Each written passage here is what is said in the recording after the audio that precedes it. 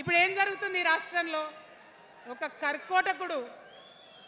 కర్కోటకుడు ఆయన పరిపాలన జరుగుతుంది. బాధ అనిపిస్తుంది ఒక పొలిటికల్ లీడర్ని కర్కోటకుడు అనాలంటే. కానీ అనక తప్పని పరిస్థితి. ఎందుకంటే మొన్న ఖమ్మంలో వెలుగుమట్లలో అన్ని పర్మిషన్స్ ఉన్నాయి, అన్ని కాయిదాలు ఉన్నాయి. అర్ధరాత్రి పోయి ఇల్లు కూలగొడితే ఒక నిండు గర్భిణి టెన్షన్తోని అబార్షన్ అయిపోతే ఆ తండ్రి ఏడ్చిన ఏడ్పులు, ఆ తండ్రి రోదన ఇంకా కూడా ఈ చెవులకు వినబడుతుంది. కాబట్టి ఇప్పుడున్న సీఎంని కర్కోటకుడనే అంట, హిట్లర్ అనే అంట. 2 నెలల చిన్న పాప పసికందు కుమ్మెర గ్రామంలో చచ్చిపోతే ఇప్పటి వరకు కూడా కేసు పెడతలేరు. హోంమంత్రి కూడా ముఖ్యమంత్రే, ఆయనకు తీరిక లేదు పాపం. చిన్న పసికందు చచ్చిపోతే ఇప్పటి వరకు కేసు పెడతలేరు.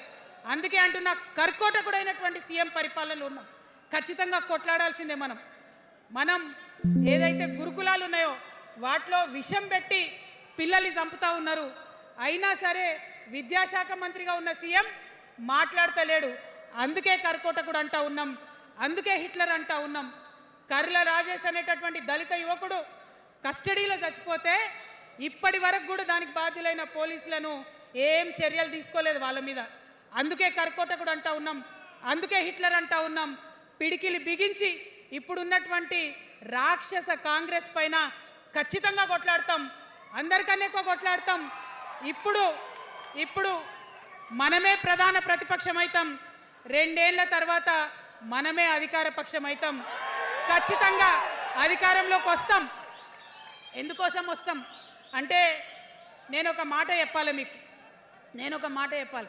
అందరినీ మనం మాటలు అంటున్నాం కదా, we are opposing everybody, we are criticizing everybody. But what is the solution?